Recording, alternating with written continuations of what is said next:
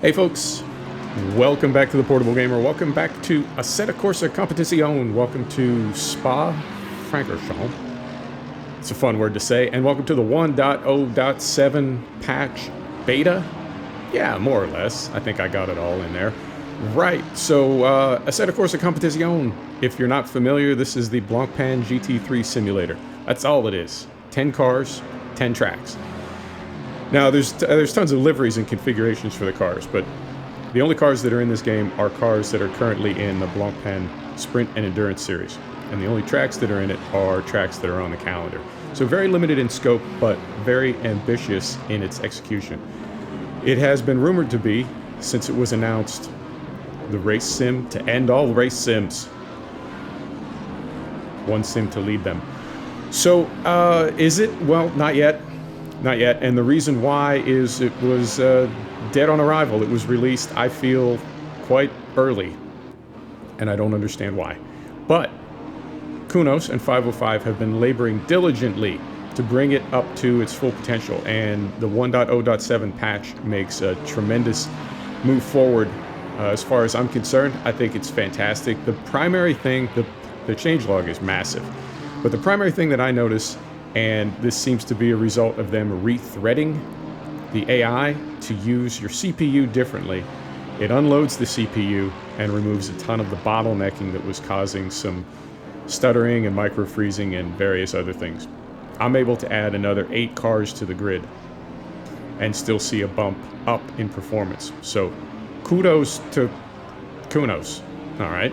I guess we could say that. Kudos to Kunos for that. That is fantastic. I like that kind of optimization. They've also, it seems they've tweaked the AI, but we'll circle back to that in a second. They have apparently completely redone the tire model, and it is much, much better now. They have tweaked the traction control. One of the complaints about the game early days, including from me, was, you know, these aren't F1 cars. These are essentially highly tuned production cars that any citizen could go down to a dealership and buy. So while they are more forgiving and easier to drive, they also have their limits, and because they're production cars, that limit seems to occur more suddenly. Prior to the 1.0.7 patch, maybe too suddenly. They had some vicious understeer and then snap oversteer. The car would just go away with virtually no warning. That seems to have been adjusted, particularly the traction control. So again, well done, Kunos. Everything is coming together in a way that is making this a much, much more enjoyable sim. Now, the tricky thing for me, and this has nothing to do with Kunos or 505 or the sim itself. This is me. This is strictly me. I've been spending a lot of time in an F1 sim. Switching back to human cars has been, it took me about 100 laps around Spa to be able to begin to get a handle on driving just a regular car again. And there is a lot more slipping and sliding, and you do have to, you can't go through Eau Rouge flatfoot, you can't go through Blanchimont flatfoot. You've got to lift, you've got to set things up a little bit more carefully than you do in an F1 car. Is it there yet? Not 100%, but it is so much closer than it was before. The beta patch is available to anybody that signs up for it. Go to Steam.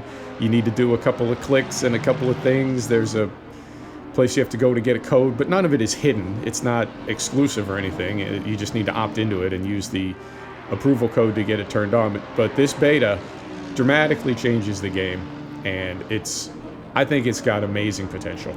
As limited in scope as it is, the way that they are executing that limited scope, I think, is fantastic.